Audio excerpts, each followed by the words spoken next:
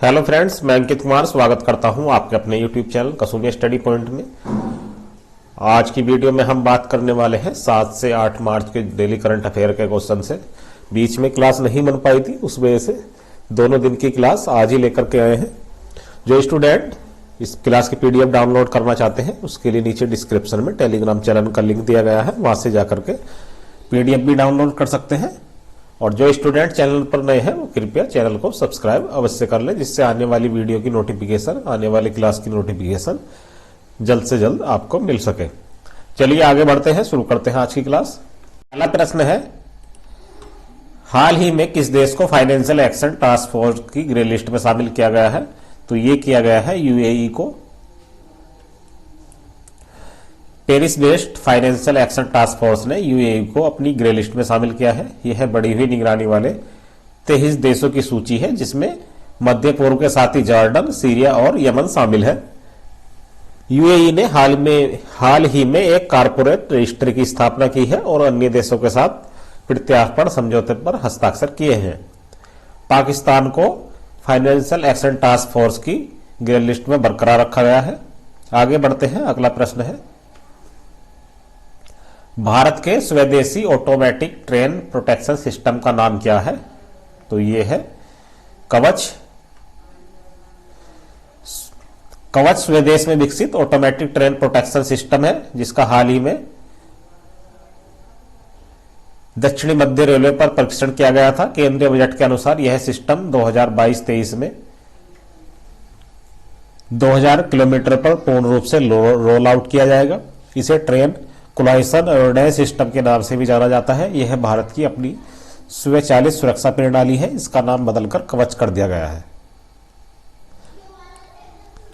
आगे बढ़ते हैं, अगला प्रश्न है,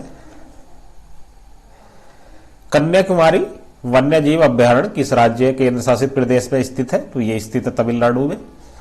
हाल ही पे कन्याकुमारी अभ्यारण्य तमिलनाडु से ग्लाइकोइस में एल्बिकॉर्पा एक नई जिन डेयरी प्रजाति की खोज की गई है। भारतीय वनस्पति सर्वेक्षण के अनुसार वैज्ञानिकों की एक टीम ने एक विशिष्ट बड़े सफेद फल वाली प्रजाति की खोज की है। यह प्रजाति दक्षिणी पश्चिमी घाट के लिए एक स्थानिक है। आगे बढ़ते हैं, अगला प्रश्न है,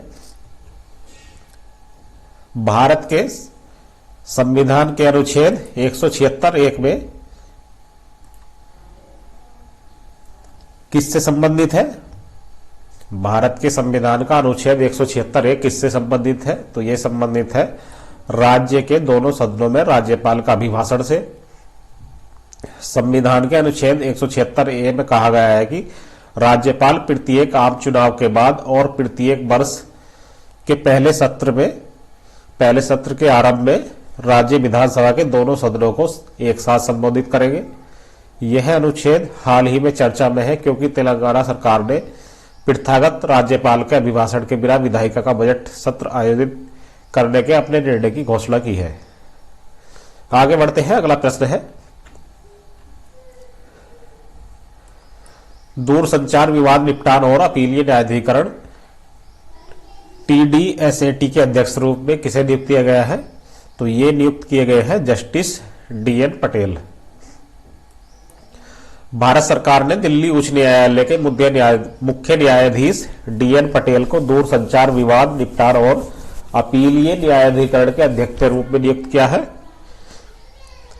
दूरसंचार विवाद निपटान और अपीलीय न्यायाधिकरण की स्थापना दूरसंचार ऑपरेटरों और उपभोक्ताओं के बीच विवादों को सुलझाने के लिए की गई थी।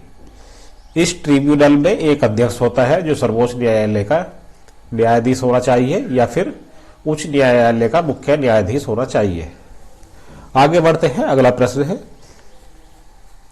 दिल्ली सरकार ने किस परियोजना के तहत खेल शिक्षा को बढ़ावा देने के लिए ब्रिटिश काउंसिल के साथ साझेदारी की है?